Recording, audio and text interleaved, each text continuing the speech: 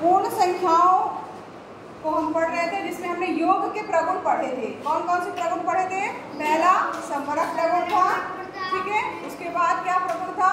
क्रमविन्मय, यानी क्रम बदल देंगे और दो संख्याओं को जोड़ेंगे तो कोई अंतर नहीं आएगा। तीसरा क्या था? तस्मक प्रगुण था।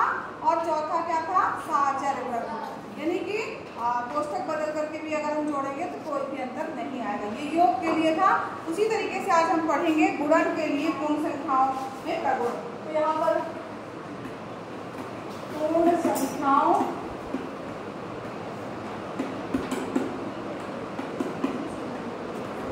गुणन के प्रगुण, ये आप हेडिंग डाल के लिख लीजिएगा। पहला प्रगुण है आपका गुणन का संवरक प्रगुण, गुणन का संवरक प्रगुण, ठीक है। अब यहाँ पर देखो इस प्रगुण में क्या है, संवरक प्रगुण में, कि अगर मान लीजिए कोई भी दो संख्याएं हैं और उनको गुणा किया जा रहा है, जो कि पूर्ण संख्याएं हैं और उनको गुणा किया जा रहा है, तो गुणा करने पे भी जो संख्या प्राप्त होगी वो क्या होगी? आपकी पूर्ण संख्या होगी। हाँ,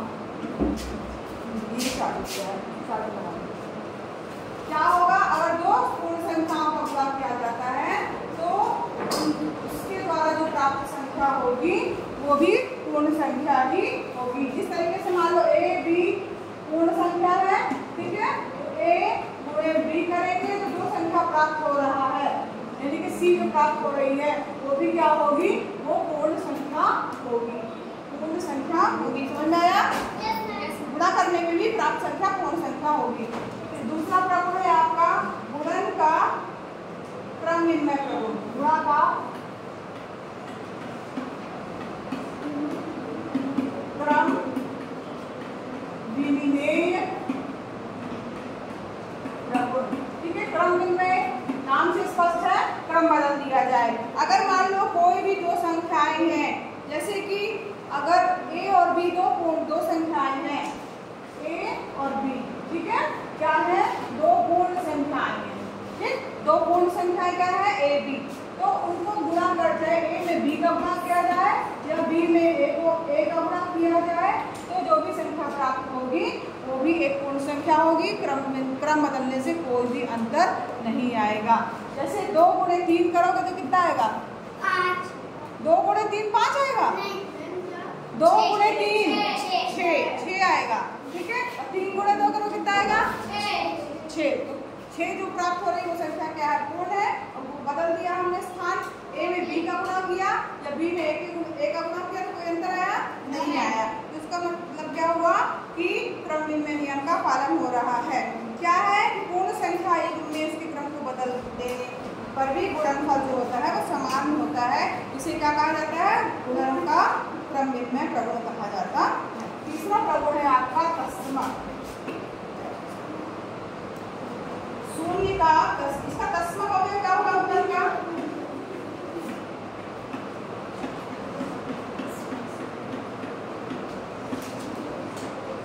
अवयव। यहाँ ध्यान दो, अब यहाँ पर वहां पर क्या था? योग का तस्मक अवयव क्या था? तो योग का तस्मक अवयव कोई बता सकता क्या था? कल मैंने बताया था योग का तस्मक अवयव किसको कहा गया था? अगर कोई दी गई संख्या है उसको क्या जोड़े कि वही संख्या प्राप्त हो जाए? 0। तो यहाँ पर 0 जो है जोड़ने पर वही संख्या प्राप्त हो जा रही है।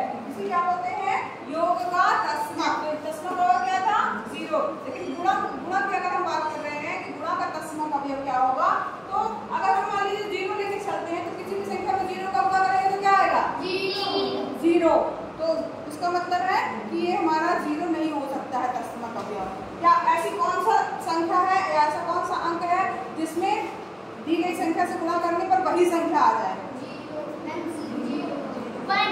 1। Very good. क्या होगा? 1। जैसे अगर हम a में 1 का गुणा करेंगे तो क्या आ जाएगा? वही संख्या आएगी। तो यहाँ पर इसका क्या मतलब हुआ कि गुणन का तस्मक अवयव क्या हुआ? 1। क्या हुआ? 1, ठीक है।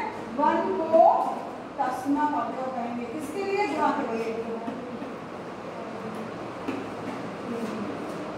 अवयव कहेंगे। किसके लिए? गुणन के लिए।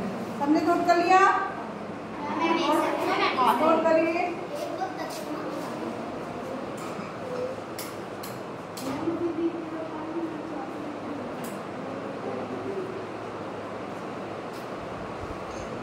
समझ में भी आ रहा है? गुणन का दसवां अवयव क्या है? ए। योग का दसवां अवयव क्या है? योग का शून्य। योग का दसवां अवयव क्या है? शून्य। तो योग, ये तो मैंने समझाने के लिए पुराना बताया था, इसको नहीं नोट करना। योग का दसवां अवयव क्या है?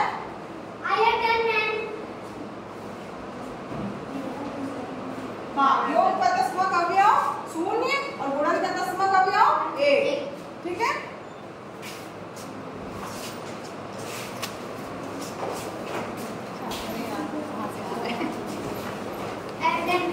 एक लास्ट बचा हुआ है, एक मिनट अभी रुक जाओ, एक और समझ लो। साहचर्य नियम लास्ट बचा हुआ, उसको भी समझ लो। साहचर्य नियम, साहचर्य नियम क्या है? ए गुणे बी गुणे सी, तीन अगर ए बी सी तीन संख्याएं हैं पूर्ण, तो कोष्टक बदलने से कोई फर्क नहीं पड़ेगा। ए गुणे बी गुणे सी, कोष्टक बदलने से कोई फर्क नहीं पड़ेगा। चाहे ए और बी का गुणा करके सी में गुणा करिए, या तो बी और सी का गुणा करके ए में गुणा करिए, कोई भी फर्क नहीं पड़ेगा।